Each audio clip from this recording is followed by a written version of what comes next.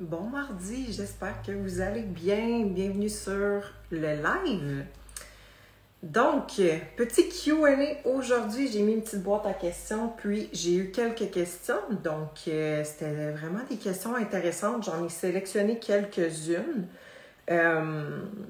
Donc, pour la prochaine fois, comme je vous dis, moi, je sélectionne les premières qui me sont posées.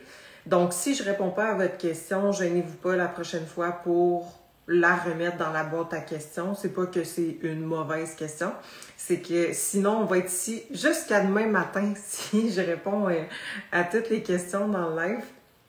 Fait que là, je vois une couple de personnes qui se connectent pour celles qui regardent en rediffusion. Là. Si vous voulez, vous pouvez avancer un petit peu l'introduction. Ça me fait vraiment rire parce que je suis exactement de la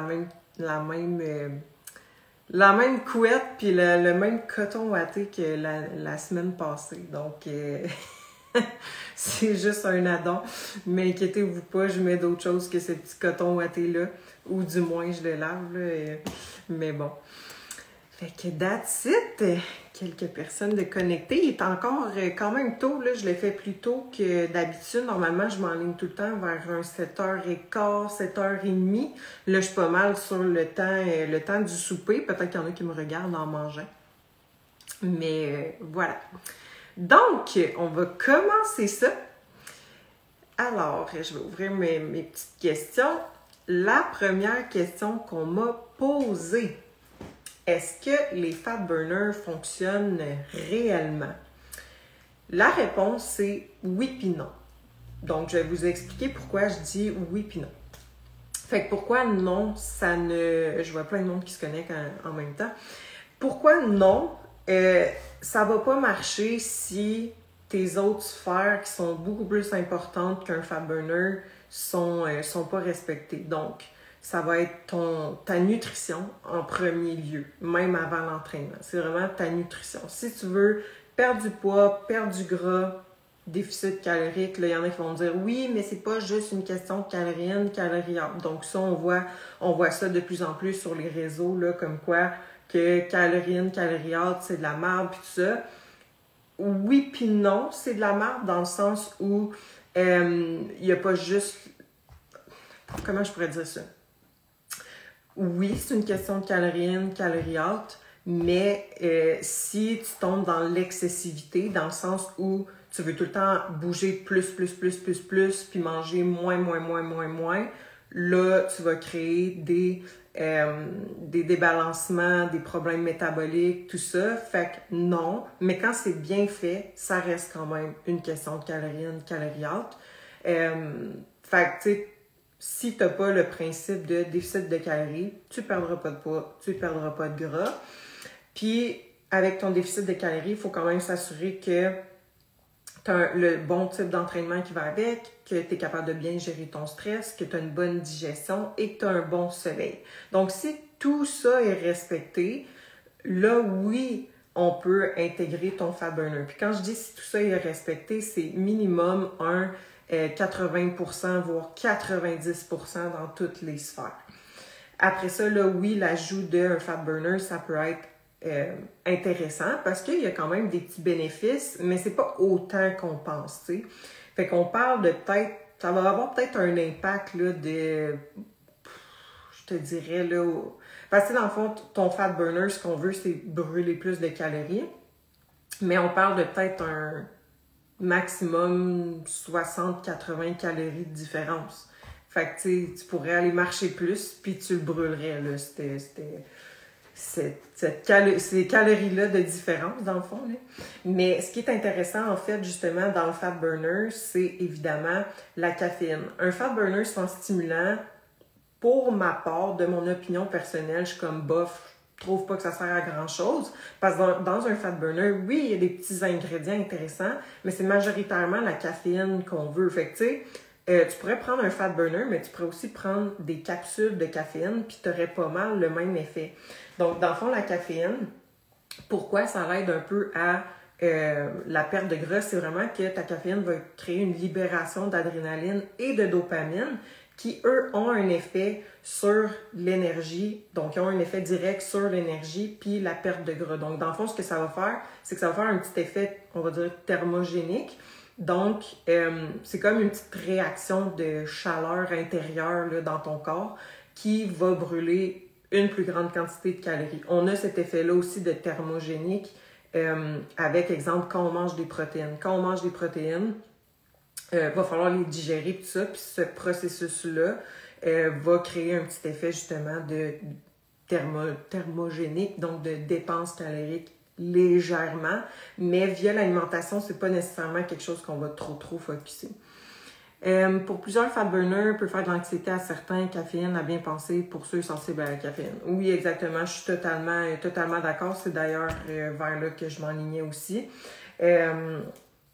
Mais c'est ça. Fait que c'est pour ça que je disais justement que si tes sphères d'alimentation, d'entraînement, de gestion de stress, de sommeil sont respectées à 80-90%, là, oui, on peut l'intégrer. Mais ce qui arrive avec un fat burner, ça reste un stimulant. La caféine, ça reste un stimulant. Donc, chez quelqu'un de stressé, ça va devenir un couteau un peu à double tranchant. Donc, c'est qu'on va venir... Là, tu es déjà stressé. Là, on vient rajouter un stimulant qui va encore plus augmenter ton stress.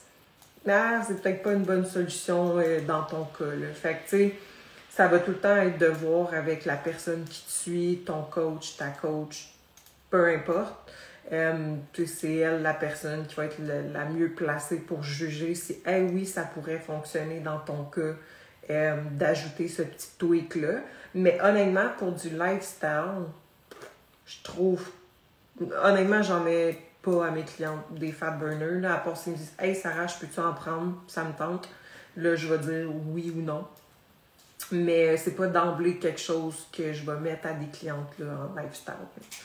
J'en mettais à des filles, mettons, qui ont vraiment un objectif précis, genre compétition, mais sinon, c'est pas quelque chose que je vais mettre sur une liste de suppléments. Donc, c'est pas mal ça la réponse, là. Est-ce que ça fonctionne réellement ou tout ça? C'est vraiment mon point de vue. Ensuite de ça, on va passer à la prochaine question. Comment trouver des petits desserts low calories? Donc, j'ai mon e-book de recettes. Mon e-book de recettes, il y a une version snack, il y a une version dessert. C'est pas... tu sais, dans le fond, c'est que c'est des versions santé. D'exemple, mettons, des brownies, des muffins, des crêpes, tout ça. Fait qu'on s'entend que si quelqu'un a vraiment, on va dire, une rage de sucre intense puis qu'elle a le goût de manger un espèce de dessert ou juste un snack comme ça, dans mon e-book, il y a des recettes.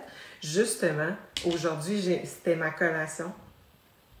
Je me suis fait un genre de dessert version santé, mais ça fait vraiment dans mes macros puis calories totales de ma journée. Fait que c'est super simple. C'est un petit mug cake protéiné avec du chocolat noir. Fait qu'il n'y a pas de sucre là-dedans. Il n'y a pas de mauvais gras non plus. Tu sais, c'est vraiment santé. Fait que c'est ce style de snack-là, dessert-là que tu vas retrouver dans le fond dans mon e-book de recettes. Mais l'affaire avec ça, là, tu sais, j'ai aucune idée de pourquoi le contexte qu'on m'a posé de comment trouver des petits desserts low calories. Mais l'affaire, c'est que si tu ressens le besoin de toujours manger après un repas un dessert low calories ou même keto, ben il y a un problème dans ta structure alimentaire parce que tu n'es pas censé constamment avoir envie, besoin de manger un dessert pour faire passer ta diète, tu sais. Fait que oui, ça peut arriver, surtout pour une fille, avec le cycle menstruel, tout ça, ça peut influencer les envies, l'appétit, tout ça. Fait que dans ces moments-là, oui, je trouve ça intéressant. Fait que soit tu es capable de le faire fitter dans tes macros ou tu le manges en surplus parce que, t'en as envie puis c'est mieux que tu manges ça qu'une pointe de gâteau making.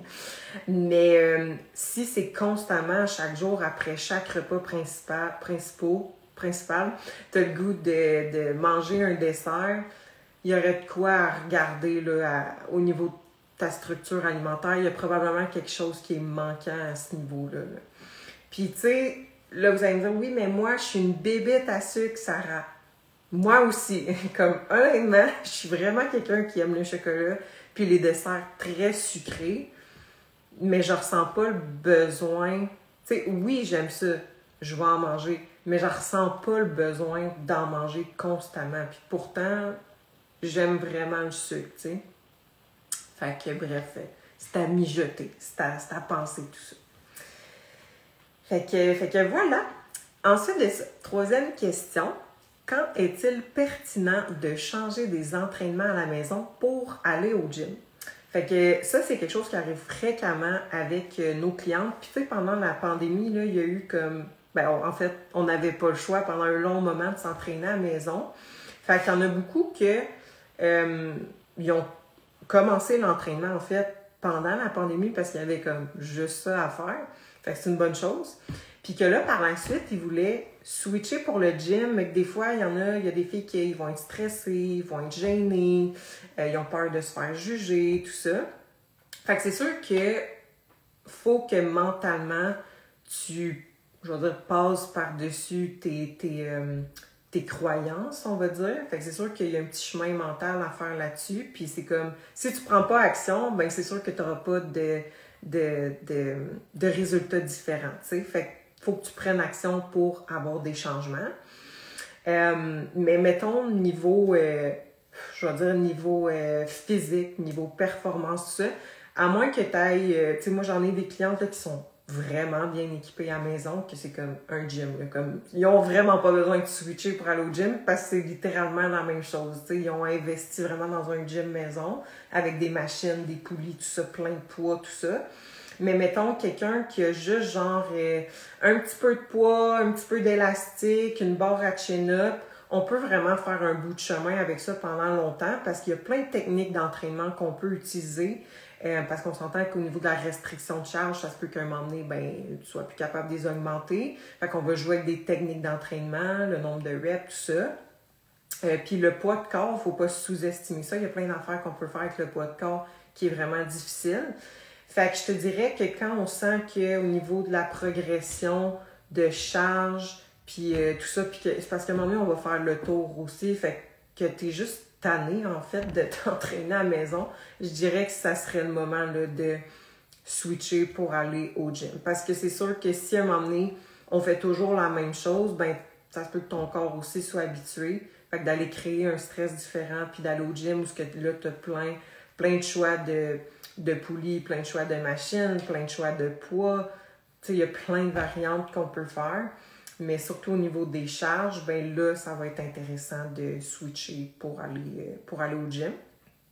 Mais sinon, honnêtement, avec les filles, comme je dis, là, elles pourraient facilement, juste avec des dumbbells élastiques, barre à chin-up, un bench, on peut faire une belle programmation pendant au moins 12 mois, puis la fille va progresser tout le temps parce que, comme je dis, il y a plein d'affaires qu'on peut faire avant de « Hey, ce serait peut-être le temps que tu ailles au gym ».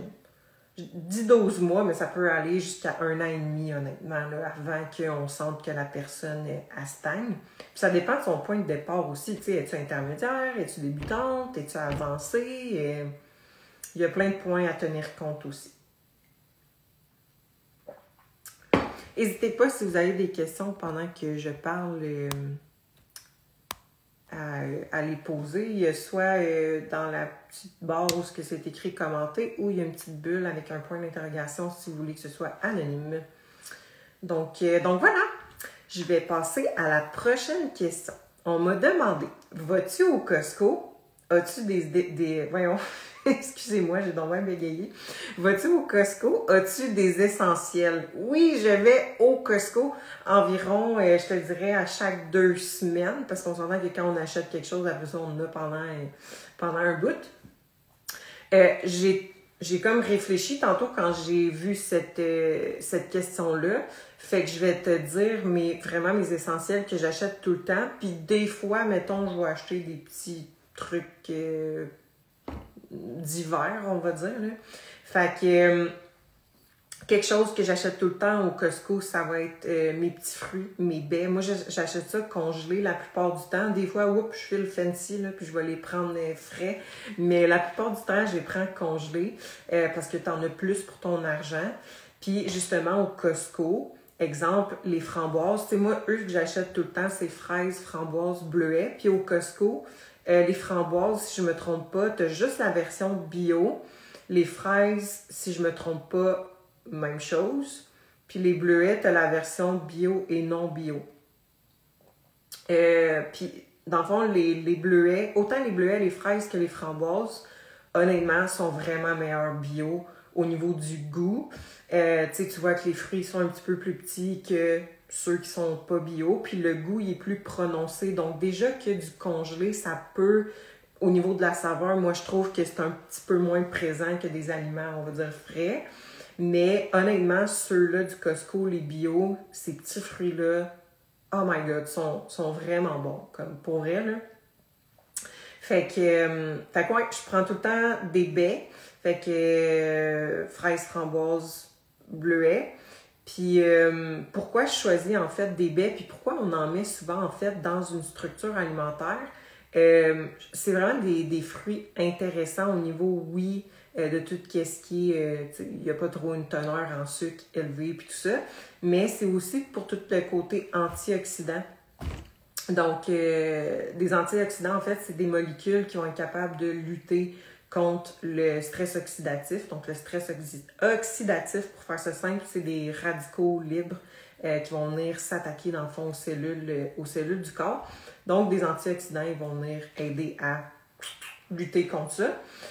Fait que c'est pour ça qu'on en met majoritairement dans les plans alimentaires. Fait que oui, il y a l'aspect qu'il y a moins de glucides comparativement à d'autres fruits. Les autres fruits aussi sont intéressants, mais moi, personnellement, j'en mets souvent dans les structures alimentaires pour tout l'aspect bénéfique au niveau des antioxydants, puis que c'est élevé en fibres aussi. Les framboises, là, il y a quand même beaucoup de fibres là-dedans, donc je trouve ça intéressant. Fait que bref, grosse extrapolation. Mais voilà. Puis sinon, qu'est-ce que je choisis d'autre aussi? C'est sûr que mes viandes, je les prends là parce que je trouve que le prix vs la portion, ça vaut vraiment la peine. Fait que moi, c'est toujours poulet, dinde hachée. Ça, c'est sûr, ces deux-là. Des fois, je switch la dinde hachée pour du poulet haché. Il n'y a pas tant une grande différence au niveau du goût, mais des fois, je fais changement. Sinon, des fois, je vais prendre le bœuf haché. Il n'est pas extra maigre, mais c'est pas grave. Puis c'est pas mal ça. Tu sais, honnêtement, c'est pas mal les 3 choix de viande que je prends. Des fois, j'achète du poisson blanc aussi congelé. Là, les filets de sole sont vraiment bons aussi. Mais c'est plus rare. Je mange pas souvent du poisson. Fait que c'est pas mal ça au niveau des viandes. Après ça, je prends mes légumes aussi. Les brocolis, je les préfère frais. Fait que je vais acheter le gros paquet déjà tout coupé. Fait que tu sacs ça, là. Moi, je mange ça à vapeur la plupart du temps. Tu sacs ça dans ta cocotte, puis c'est déjà coupé, that's it. On n'en finit pas. On en finit là. Sinon, je les prends congelés. Je prends le sac asiatique. Fait que c'est des petits légumes congelés style asiatique, vraiment bon. Puis des fois, si j'ai pas pris les brocolis frais, je vais les prendre congelés. Ils sont déjà tous coupés aussi, tout ça. Fait que c'est pas mal ces légumes-là que je prends. Puis des fois, des fèves, mais là, ces temps-ci, il n'y en a pas. Fait que quand j'en mange, je le prends à l'épicerie normale. Mais c'est pas mal ça. Sinon, concombre, céleri. C'est pas mal ces légumes-là que je vais prendre au Costco. Puis après ça, évidemment, je vais prendre le yogourt. Ça vaut vraiment la peine de prendre un gros pack de yogourt comparativement à l'épicerie. Puis sinon, les œufs, je vais les prendre là. Je vais prendre le gros paquet d'œufs, là, de 30 œufs. Puis je vais prendre le paquet de blanc d'œufs aussi, là. Fait que c'est pas mal ça que je prends tout le temps. Puis comme je vous dis, des fois, là, si je vois que j'ai besoin de beurre d'amande, ben le pot il est vraiment gros, là. Fait que ça me dure vraiment longtemps. Fait que je vais prendre des petits flaflans de même des fois, là, quand j'en ai besoin. Fait que voilà. J'espère que ça répond à ta curiosité. Pour, pour vrai, moi, j'aime ça quand vous me conseillez des affaires, là, mais s'il y en a qui écoutent puis qui vont au Costco, là, puis que vous avez des suggestions pour moi, je vais les prendre, s'il vous plaît.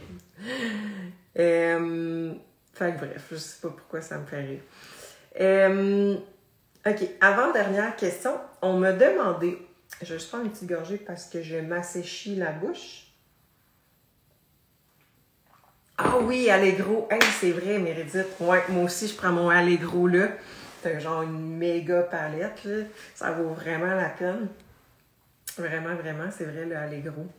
J'avais pas pensé à ça. Ouais, là, c'est pas mal mes essentiels, je pense.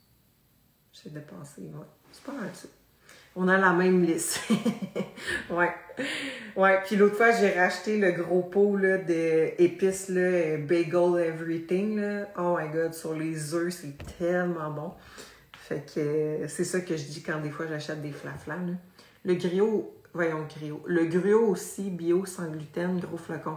Hey, je pensais qu'il n'y avait même pas du gruau, gros flocon au Costco. Seigneur! Le gruau aussi, bio, sans gluten, gros flocon. Aïe, il va falloir que je mette ça sur ma liste. Moi, j'achète encore le Quaker, tu sais, gros flocon, mais s'il y en a au Costco, définitivement, je vais le prendre là. Je pensais qu'il y avait juste les petits flocons. Fromage cottage. Ah, c'est une bonne idée, ça. C'est vrai, au Costco, il doit être moins cher qu'à l'épicerie. Fromage cottage. Dans la section cuisine avec les épices. Je vais regarder ça, c'est sûr. Merci, Meredith. C'est très apprécié. Ouais. Je sais même plus si j'ai dit c'était quoi la prochaine question. Ça paraît qu'on est en fin de journée. Bon, OK. La prochaine question, c'était impact du stress et manque de sommeil dans un processus. T'sais, comment ça peut impacter, dans le fond, un processus, l'impact du stress puis le manque de sommeil.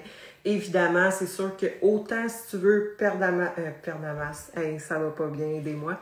Autant que si tu veux perdre du gras, perdre du poids, que prendre de la masse musculaire, c'est sûr que si tu as un stress qui est trop élevé puis un manque de sommeil, dans les deux cas, dans les deux objectifs, dans le fond, ça va l'impacter négativement. Donc, grosso modo, tu sais, c'est sûr que c'est quand même un sujet qui revient quand même assez souvent, mais on va le répéter parce que c'est vraiment important, honnêtement.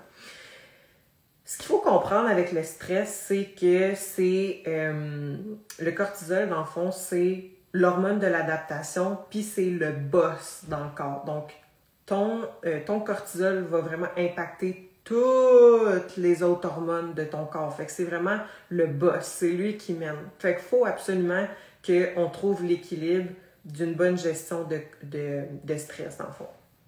Fait que dans le fond, si on fait un petit brief là-dessus, pour faire ça simple, on n'a pas changé du temps des hommes des cavernes, dans le sens où, mettons, dans le temps des hommes des cavernes, on s'entend que c'est pas le même mode de vie qu'on a présentement. T'sais. Eux, ils étaient stressés, mettons, quand ils allaient chasser.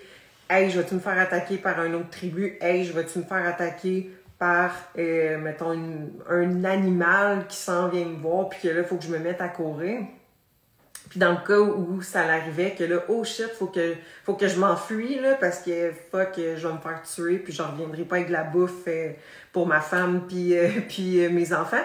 Fait que là, il était stressé parce qu'il faut que je me sauve, il faut que je me mette en mode survie, il faut que je me cache. Mais tu sais, il n'y avait pas le stress de fuck là, je suis pognée au feu rouge, je vais arriver en retard à la job. Ah merde, j'ai oublié de mettre ça dans le boîte à lunch de mon gars. Hey, puis là, je vais-tu avoir le temps de finir mon workout? Fait que vous comprenez tout le stress qu'on a maintenant, aujourd'hui. Fait que, dans le fond, ce que je veux en venir avec ça, c'est que votre corps fait pas la différence entre, dans le temps, on était stressé de se faire courir après, versus aujourd'hui, on est stressé par tout plein de stimuli, de stress, de justement qu'est-ce que j'ai nommé. Fait que ton corps fait pas la différence. Dans les deux cas, lui, son objectif, c'est de te mettre en mode survie, dans le fond. Il veut que tu survives, donc il va s'adapter, il va créer des adaptations. Fait que ton cortisol, c'est ce qu'il va faire, dans le fond. C'est vraiment l'hormone d'adaptation. Fait qu'il va mettre ton corps... je vais juste aller lire le commentaire. Pour le cardio, si on fait de la marche comme cardio sur le tapis et on a un objectif de pas de 10 000 à... Ouais, je pense qu'il manque de place pour ta question. Je vais attendre que tu écrives le reste, puis je vais y répondre... ouais, tu t'es repris. Je vais y répondre après, dans le fond, sinon je vais être mêlée dans ce que j'étais en train de dire. Fait que bref, c'est ça. Puis dans le fond, ben c'est sûr que du stress, on en veut parce que justement, c'est nécessaire à la performance puis à la survie. Mais ce qu'on veut pas, c'est un stress trop élevé sur le long terme, donc chronique pendant plusieurs semaines, plusieurs mois, puis que là, les impacts négatifs que ça peut créer, ben ça reste persistant. C'est là que ça devient vraiment problématique. Puis dans le fond, trop de cortisol, ben c'est sûr que ça va impacter tout le système hormonal. Donc, des fois, chez les filles, il y en a qui n'auront pas de règles, il y en a qui auront des SPM intenses. Là, on va moins bien dormir, là, on dort moins, fait que ça augmente encore plus le stress parce qu'on récupère pas. Fait que on peut vraiment tomber dans un cercle vicieux, dans le fond. Puis ça peut créer un stress qui est oxydant aussi. Donc, comme je vous ai expliqué à la question précédente, le stress oxydatif, ça s'attaque aux cellules du corps. Ben, ça peut créer le même... Trop de stress peut créer le même pattern, mais intérieurement, dans le fond. Donc, c'est pour ça que chez quelqu'un qui est stressé, on va focuser beaucoup sur les antioxydants aussi. Fait que, ou quand on est en perte de gras, puis qu'on sait que, oh shit, là, on est vraiment rendu plus low carb, low calories, on augmente le cardio, ben c'est sûr qu'on augmente le stress, mais on va rentrer beaucoup d'antioxydants dans soit la supplémentation ou l'alimentation de la personne. Puis, il y a tout l'aspect aussi qu'on ne va pas métaboliser de la même façon l'énergie qu'on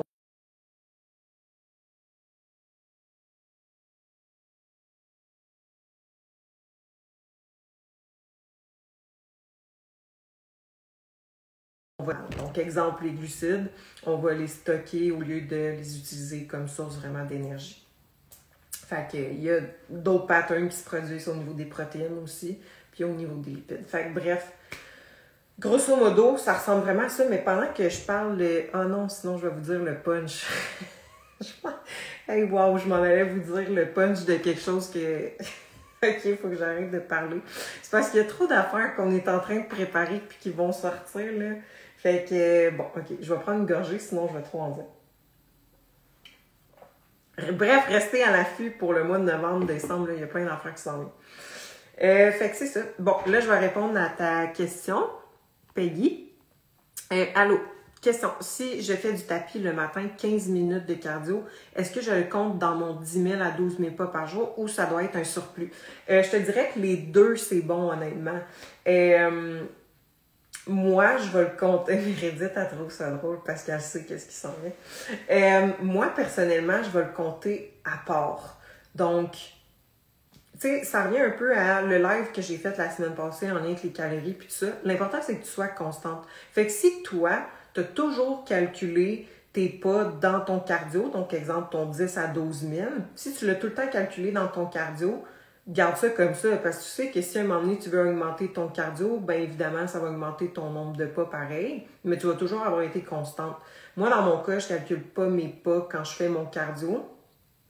Fait que si j'augmente mes pas, ben mon cardio, ben ils sont pas comptés dans mon cardio. Fait que tu sais, que je garde le même nombre de cardio ou que j'augmente le nombre de steps. Dans le fond, c'est juste que je trouve que quand on les sépare, je trouve que c'est plus facile de suivre le nombre de steps puis le cardio. Parce que des fois, si je veux augmenter ton nombre de steps, mais pas ton cardio, ben évidemment, j'aime mieux que tu ne calcules pas dans ton cardio.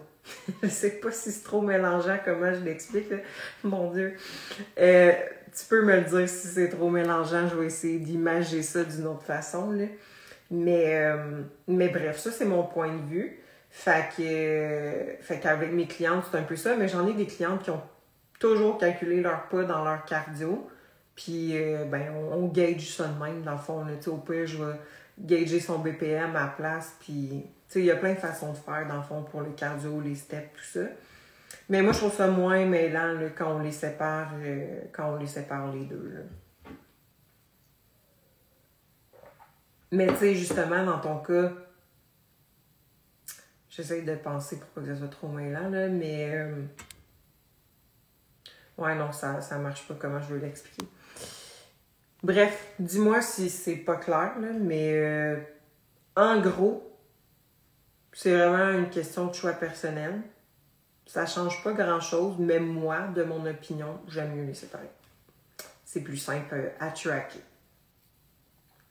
À moins que tu aies une montre intelligente, puis justement, tu veux pas qu'elle les calcule. Il y en a qui vont l'enlever. J'en ai une qui a une Oura Ring. Fait que justement, quand elle fait son cardio, elle enlève sa bague pour qu'il soit séparé. C'est vraiment parfait comme réponse. Merci. Hâte de voir les nouveautés de novembre. Bon, on s'est compris au moins. C'est parfait. Oui, restez vraiment à l'affût, honnêtement. On est vraiment excités de ça. Plein de petites choses qui s'en viennent, novembre puis décembre. OK, puis là, dernière question. Peux-tu nous parler de tes débuts en entrepreneuriat? Comment as-tu amené ta business? Où elle en est? C'est vraiment une bonne question, honnêtement. C'est vrai que j'en parle pas tant que ça. Des fois, j'en ai qui m'écrivent en DM, puis tu sais, gênez-vous pas, là, parce que j'en ai des coachs qui me suivent, puis qui ont des questions, puis tout ça.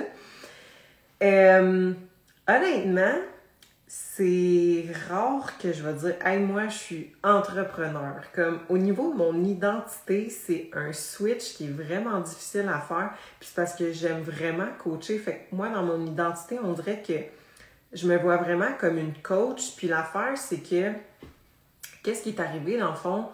C'est qu'à la pandémie, moi, j'avais déjà commencé à coacher avant un peu la pandémie. Puis à la pandémie, ben c'est sûr que moi, je me suis mis à 100% là-dedans. Puis ce qui est arrivé, c'est que de plus en plus, ben j'ai été présente sur les réseaux sociaux. Fait que de plus en plus, j'ai eu des abonnés. Et évidemment, de plus en plus, j'avais des clientes qui étaient intéressées, puis ça.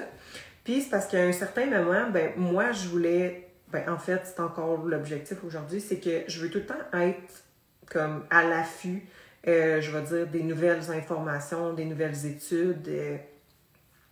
sur tout ce qui est en lien avec les hormones, l'alimentation, les entraînements, tout ça.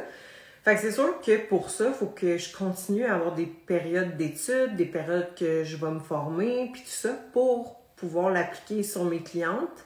Puis là-dedans, il faut que je garde un service qui est bon, parce que c'est vraiment important pour moi. Moi, dans le passé, j'ai toujours... Je voulais, dans le fond, avoir une coach femme, mais je trouvais que, me semble, elle n'a pas une approche que...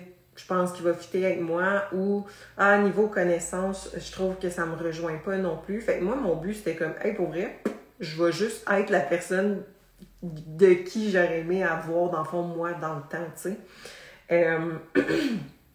Fait que c'est ça. Puis au niveau du service aussi, ben je voulais amener un service que je n'avais pas eu non plus, que j'aurais aimé, dans le fond, avoir dans le passé. Fait que, évidemment, je veux aider le plus de femmes possible parce qu'on amène des super belles transfos. Tu sais, je pense que vous le voyez pas mal dans mon contenu puis tout ça. Mais l'affaire, c'est que là, ça prenait de l'expansion, mais c'est que là, si j'étais restée toute seule, ben on s'entend que j'aurais pas pu aider plus de personnes ou que j'aurais pu, mais que mon service aurait été moins bon, que mes connaissances, ben j'aurais pas pu faire plus de formations parce que j'aurais eu plus de temps à mon horaire. Fait que ce que j'ai fait, en fond, c'est que la première chose que j'ai fait, c'est que j'étais comme, ben, il y a une couple d'affaires que je peux déléguer, genre les fautes de français dans mes publications, des trucs comme ça. Fait que c'est là que j'ai cherché une assistante, dans le fond. Puis Mérédith, justement, qui est là, ben c'est elle, mon assistante, c'est mon bras droit. Sans elle, ben il me manque un bras, honnêtement. Mais elle m'aide beaucoup, tout ce qui est réseaux sociaux, la logistique, tout ça. Fait que tout ça, moi, dans le fond, j'ai pas besoin de me casser la tête avec ça, vraiment. Fait que ma première étape, ça a été de me trouver une assistante. Puis par la suite, là, j'étais comme, ouais, je deviens encore restreint dans mon temps, là, je pourrais aider encore plus de personnes, mais il me manque encore de temps, je peux plus, comme, prendre vraiment de clientes. Fait que ce qu'on s'est dit, ben, en fait, c'est que Mérédith avait déjà des formations d'entraîneur, fait que j'ai dit, hey, t'as encore du temps de disponible dans ton travail, est-ce que ça te tente de prendre des clientes? Je vais te former, puis ce qu'on va faire, c'est qu'en équipe, on va regarder tes clientes ensemble, fait que on va juste faire des brainstorms en Zoom de tes clientes, checker les suivis puis tout. Fait qu'ils ne seront pas directement avec moi, mais c'est comme si. Fait que j'y ai vraiment montré comment coacher, tout ça. Puis c'est sûr qu'elle amène sa touche personnelle à travers tout ça. Puis après ça, ben, c'est arrivé le même pattern. Mérédith avait plus de place pour du coaching. Fait que là, je me suis dit, ben, on va regarder ensemble qui pourrait être un bon fit avec nous dans l'équipe. Et c'est là que, dans le fond, on a eu, ben là, on a Sophie puis on a Alison. Sophie est pas full-time parce qu'elle étudie pour être kinésiologue, donc elle a quelques clients. Puis Alison, elle est full-time, donc elle a des clients. Fait que c'est un peu le même pattern qui est arrivé. Fait que c'est pour ça que des fois, vous voyez des stories qu'on est en Zoom, les 4 ensemble. C'est qu'à chaque semaine, on a pratiquement quasiment un meeting par jour, là, si je fais le calcul. Là. On a au moins 3-4 faciles. Puis, on a aussi un genre de logiciel qu'on s'écrit là-dedans. Fait que dans le fond, ce qui est arrivé, c'est que vu que je voulais pas créer de lacunes en prenant trop de clientes avec moi, ben c'est que je les dirige vers Alison, Sophie et Meredith. Fait qu'ils ont une coach, mais la façon de faire reste vraiment la même. Fait que ce qui change, c'est vraiment, ben, c'est pas à moi directement qu'elle parle, mais si elle veut me parler, ben, elle peut m'écrire dans le groupe Facebook, elle peut m'écrire sur Instagram, elle peut m'écrire n'importe où ce qu'elle veut, par courriel, tout ça. Mais sinon, le reste, c'est son travail en team. On brainstorm les check-ins des clientes, donc on regarde les suivis, les plans de match. Des fois, on apporte des points de vue différents. « Hey, tu préfères ça, ça, ça. » Fait que bref, honnêtement, c'est vraiment une recette gagnante, je trouve. Là. Les clientes ont des super bons résultats avec cette méthode-là. Fait que c'est un peu ça qui est arrivé, honnêtement, de où est-ce qu'on en est présentement. Fait que je m'attendais pas nécessairement à ça, honnêtement, quand j'ai commencé à coacher, là. Vraiment pas du tout, honnêtement. Puis, c'est ça. Fait que, je referai un podcast en lien avec ça, plus détaillé, là, pour vous faire comme vraiment un ordre chronologique. Parce que c'est vraiment, là, comme... Oh my God, on dirait que je deviens sensible. Excusez. Aïe, vive les SPM. Je suis pas SPM, mais je suis proche ovulation. Fait qu'il y a quand même un petit fluctuation hormonale qui se produit. Mais mon Dieu, je vais pas pleurer en live. Excusez-moi.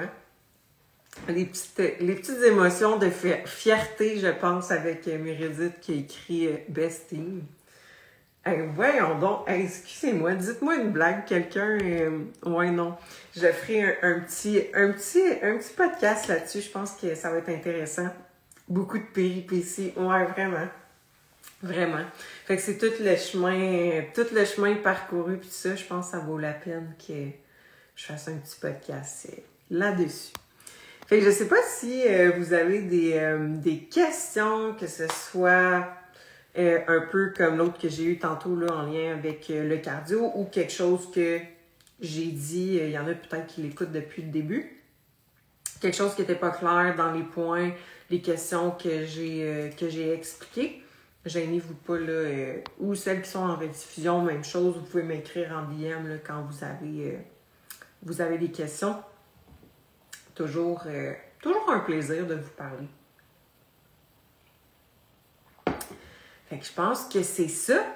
That's it. Merci aux personnes qui ont participé au live. Fait que n'hésitez pas à m'écrire en DM si vous avez des questions. Sinon, je le redis, restez à l'affût, mois de novembre et mois de décembre. On vous a préparé quelques trucs vraiment intéressants. Donc, voilà. Fait que sur ce, passez un bon reste de semaine.